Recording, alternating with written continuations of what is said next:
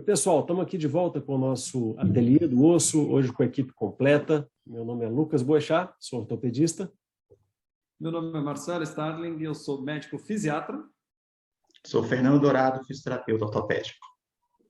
É isso aí, e hoje nós voltamos com aquele nosso bloco do Ateliê Responde. Esse quadro nosso em que as pessoas mandam para a gente perguntas, de preferência lá no nosso perfil do Instagram, fazem um videozinho perguntando, mas se quiserem mandar por escrito também, fiquem à vontade, que com prazer a gente lê aqui e vai tentar responder a vocês. Marcelo, você tem um disclaimer, como sempre, nosso aí, né?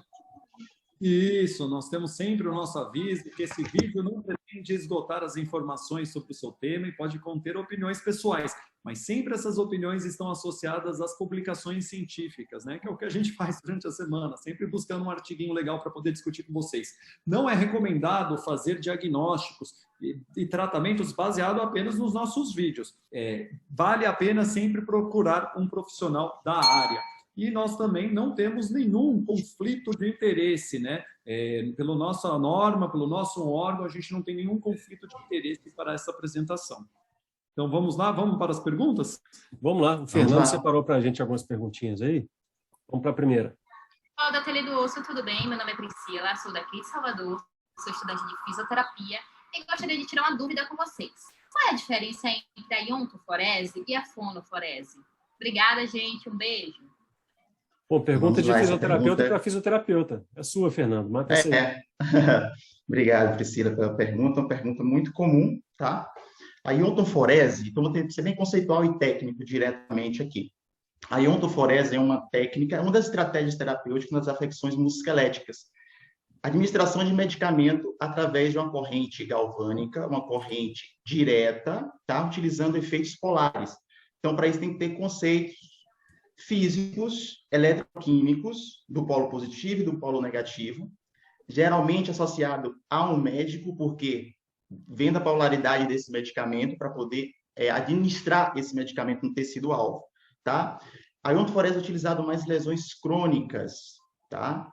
Já tem embasamento científico, principalmente nas epicondilologia, tendinopatias, pode ser bem utilizado, principalmente na face, principalmente na nível de epicôndilo, do tendão patelar.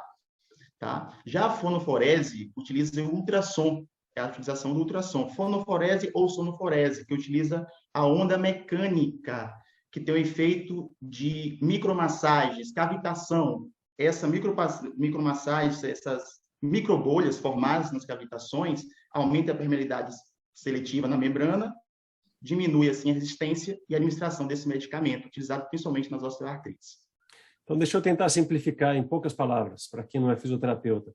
São duas maneiras diferentes de tentar entregar melhor os medicamentos onde o tecido precisa dele, né? Então, medicamentos tópicos ou injetáveis, né? E um utiliza, então, do princípio do som, né? Princípio mecânico, que é a fonoforese, e o outro utiliza o princípio da eletricidade, né? Aquela corrente elétrica vai ajudar a carregar o medicamento, correto? Que vale a pena diferenciar. Nós temos correntes elétricas de efeito polar e apolar. Né? Aí efeito magnético, né? Porque desculpa, positivo, corrente elétrica não. Negativo, né? Lembrado.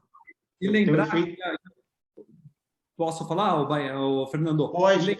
Também que a iontoforese, para você disse muito bem, mas alguns acometimentos articulares, né? Por exemplo, dos hemofílicos graves que fazem aquelas hematroses, você vai desenvolver provavelmente aquela articulação que vai se anquilosar de tantas lesões.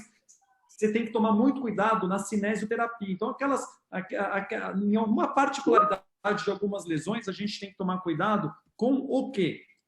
Você fazendo a iontoforese, você acelera, você tem uma facilitação de empurrar o medicamento para dentro do tecido. Então, seria uma estratégia bem interessante.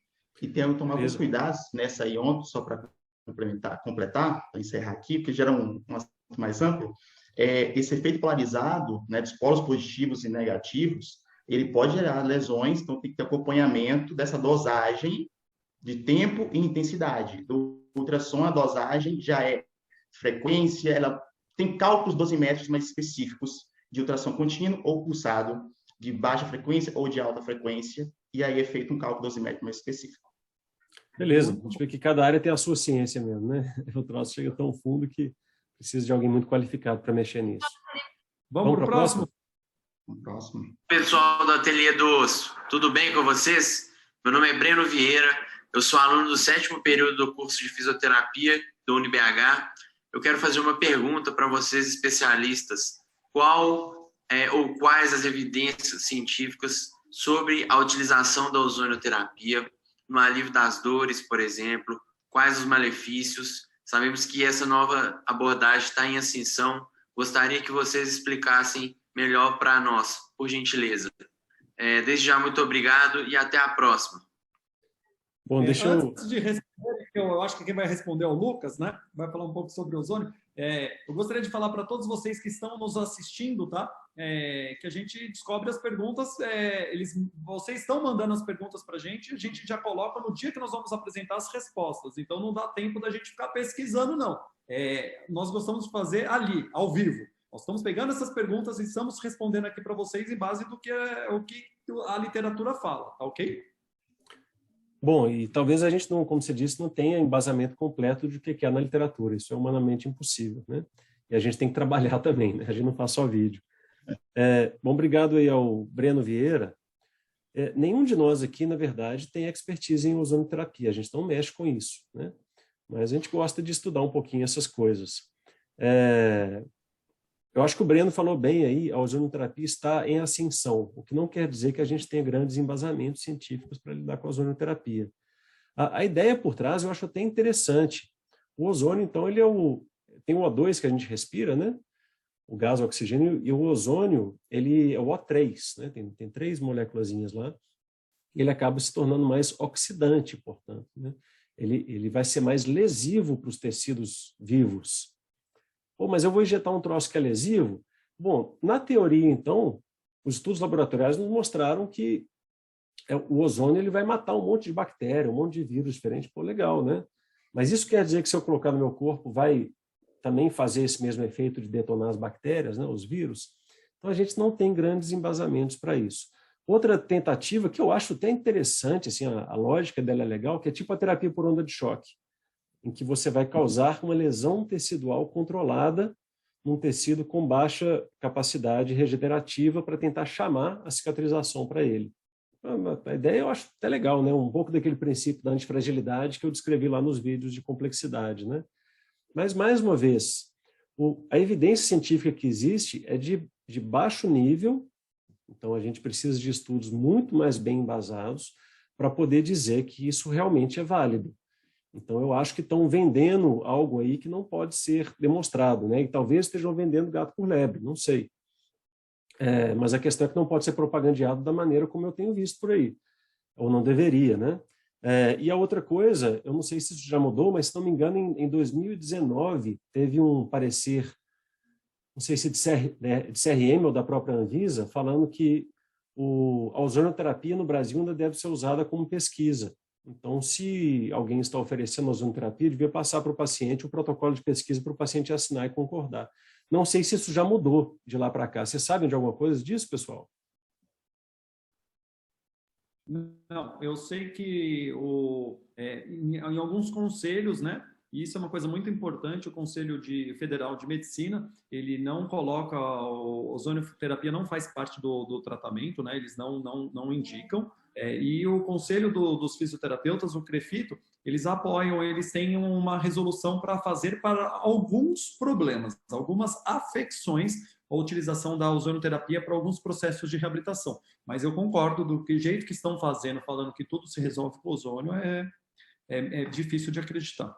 Isso, e por mais que talvez se mostre um método válido para muita coisa, quando você vai e vende como se fosse a panaceia, vai funcionar para tudo, você acaba queimando, né, aquela modalidade de tratamento. Ela fica, às vezes, mais mal vista do que deveria, né?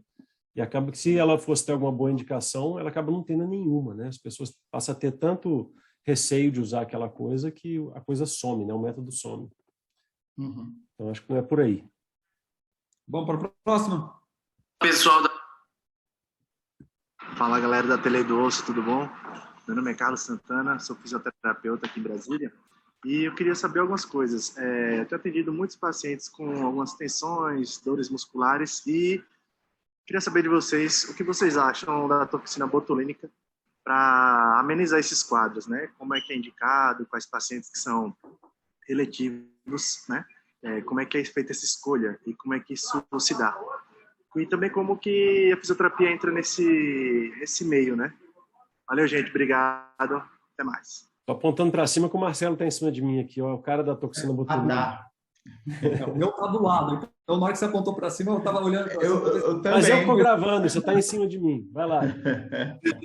O lance é o seguinte, ó, a pergunta é muito interessante, tá? A gente tem que tomar cuidado o que é distensão muscular, com qual que é o processo que, teoricamente, a gente poderia usar meio off-label, o uso da toxina botulínica, é para contratura muscular, né? Então, quando você tem um ponto miofascial, o trigger point, já é comum, já está na literatura, que a gente pode desativar esse ponto gatilho. E esse ponto gatilho, quando ele está doloroso, né, que ele gera uma dor irradiada, você aperta ele durante 30 segundos, ele dá uma dor irradiada, a gente chama ele de ponto gatilho ativo, esse trigger ele está ativo. Então, qual que é a técnica que você faz para desativar esse ponto? O ponto gatilho é uma contratura muscular que ela não se alonga, você tem a contratura do sarcômero, você tem uma banda tênsio que ela fica contraída e você não descontrai. Na hora que você não descontrai, você começa a gerar uma crise energética nesse ponto. E esse ponto começa a liberar citocinas e estímulos álgicos. Pronto, tá? É mais ou menos isso. O que acontece como tratamento? A gente pode fazer a massagem, e quando o massagista vai lá e fala, você tem uns nódulos aqui, isso daí são pontos gatilhos, que podem estar ativos ou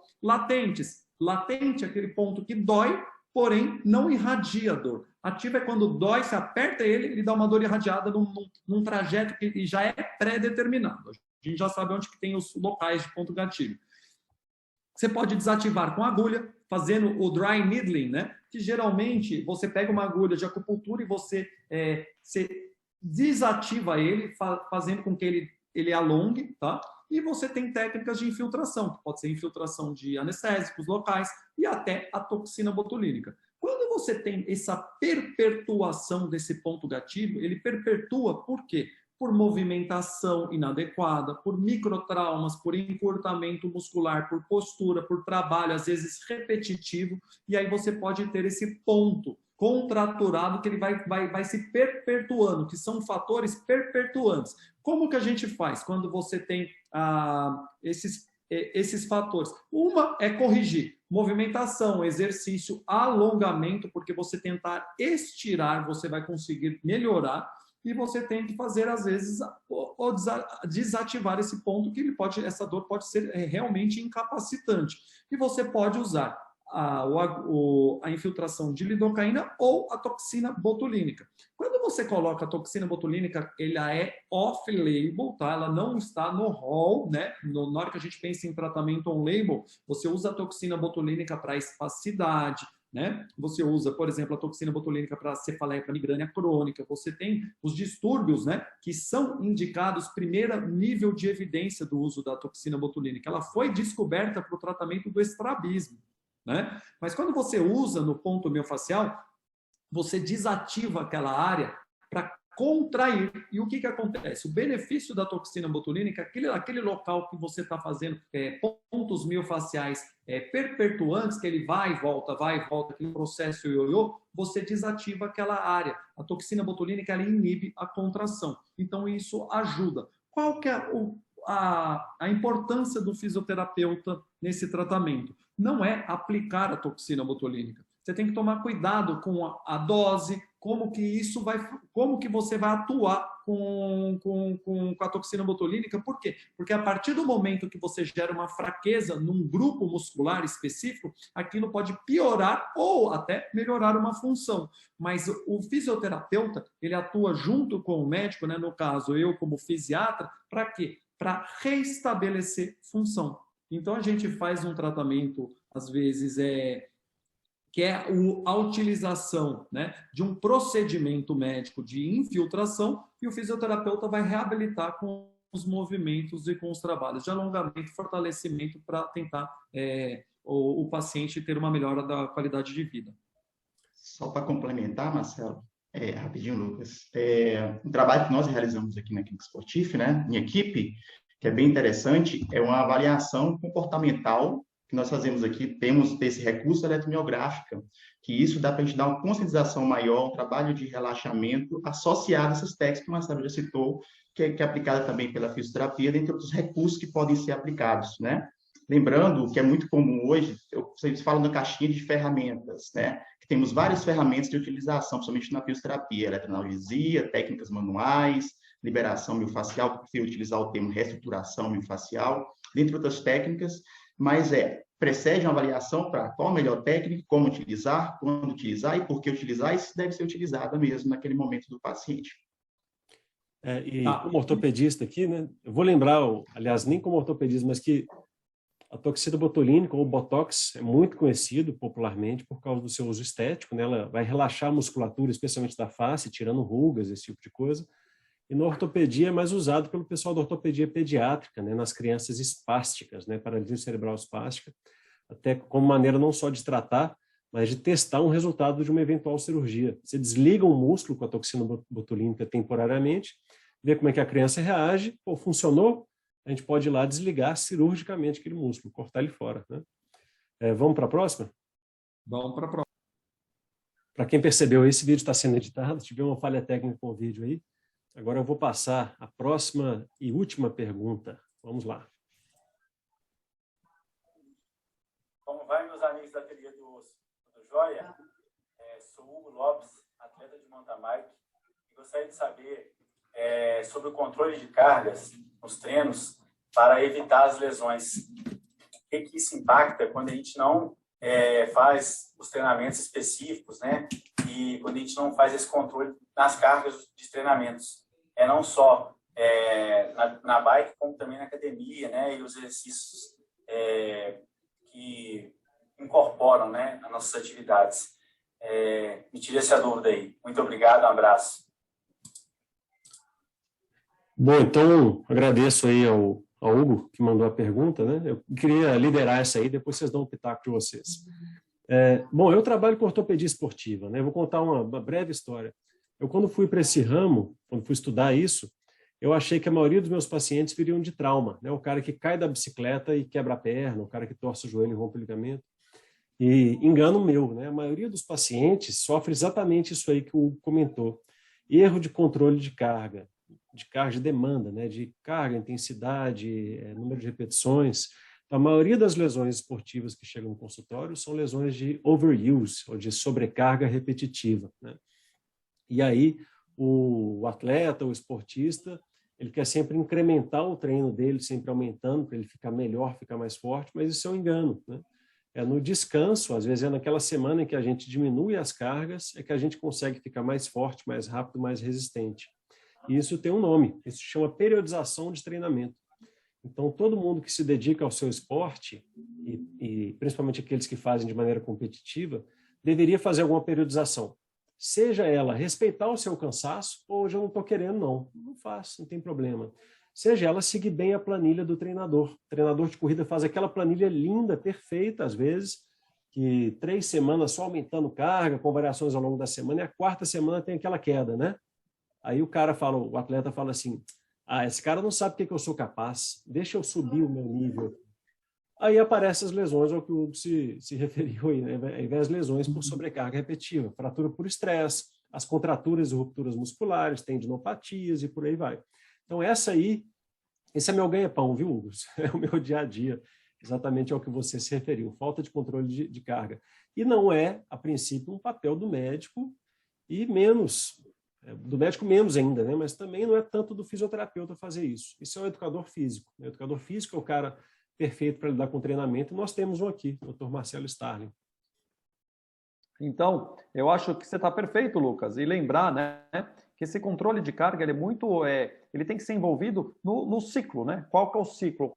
Se você vai ter uma competição, ou aonde que você quer chegar, qual que é a sua meta, né? Então, você faz essa periodização com um objetivo. Isso é muito importante, né? Você até exemplificou muito bem, né? porque eu, como corredor, quando eu estava subindo minha carga, chegava na quarta semana, eu estava caindo, e aí ele falava assim, ó, hoje é dia de descanso, você vai correr 21 quilômetros. Eu não queria dar meu máximo, não. Eu falava assim, ó, graças a Deus, hoje eu vou só correr 21 quilômetros. Aí você reduzia, mas você tem que pegar esse ciclo. Isso é muito importante. Então, você tem microciclos, você tem macrociclos, você tem mesociclos. E aí, esse controle, essa periodização tem que respeitar, tá?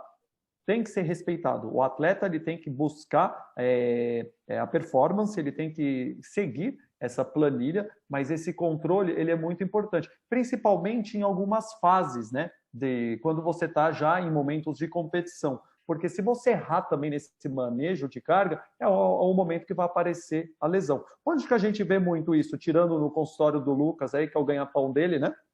A gente vê isso muito no futebol, né?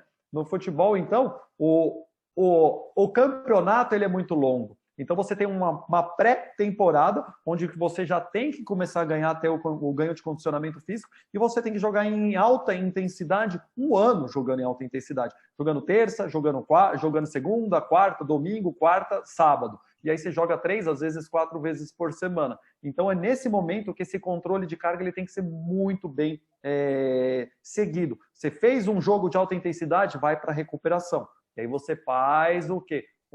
Um recovery, né? Quando você faz essa recuperação para você analisar dados, às vezes dados sanguíneos, dados de fadiga, os riscos de você desenvolver lesão. E isso é importantíssimo, né? E aí eu passo agora para o Fernando. Fala um pouco aí da recuperação, como é que você faz? Fala. Então, é um trabalho de estratégias, né? Estratégia de controle de carga, treinamento, junto com a equipe multidisciplinar, de monitoramento, de quantificação, de registros específicos, de testes específicos são interessantes nesse trabalho de prevenção e de regulação, né, que envolve os ajustes aí que cabe a nós profissionais também se identificarmos, passar para o profissional de educação física, né? Então, uma estratégia que tem aquela linha ali, às vezes limítrofe, de minimizar lesões ao mesmo tempo de melhorar o desempenho desse atleta, né? E o trabalho tem que levar em consideração das cargas externas e internas os fatores individuais, né? Então, o Hugo é um atleta que tem uma equipe, mas ele faz o trabalho individual, como um corredor, por exemplo, né? E dá para ser mais controlado? Dá. Tem variáveis, existe um complexo por detrás, porém diferente de uma equipe de futebol, que faz, às vezes, o aquecimento, ou equipe de vôlei, o mesmo aquecimento para todos os atletas, né? E isso minimiza lesões, sim, mas às vezes um trabalho individualizado, uma avaliação biomecânica mais específica, um controle, né, específico nesse percurso, talvez seja mais interessante, porém, para a prática, é mais, não diria inviável, mas completamente complicado nessa situação, né? Então, assim, e existe um estudo de capacidades e demandas de adaptação de cada indivíduo, de cada atleta. Beleza, pessoal. Acho que já estamos bastante prolongados aqui nesse vídeo de Ateliê Responde. Agradeço muito a presença de vocês, agradeço as perguntas enviadas, continuem mandando lá pelo nosso Instagram, que é sempre um prazer responder. Recados finais aí, pessoal? Feliz Natal! Feliz Natal, mas aqui, pessoal, envie as perguntas de vocês para a gente, tá? Via direct, não precisa ser por vídeo, pode ser também digitado, por escrito, que vamos ler aqui, apresentamos e vamos tentar responder para vocês. É isso aí, pessoal. Semana que vem tem mais, tá? A gente tem um compromisso de uma vez por semana aparecer com os nossos vídeos. Também, né? Desejo um Feliz Natal para todo mundo. E mandem as perguntas, tá? E teremos novidades para o ano que vem. Não deixem de curtir nossa página no YouTube, acesse, cadastre e dê os likes lá também. É sempre importante receber os likes e os comentários. O que vocês estão gostando, o que vocês não estão gostando. Podem fazer elogios ou críticas. Valeu, pessoal. Até a próxima. Valeu. Valeu.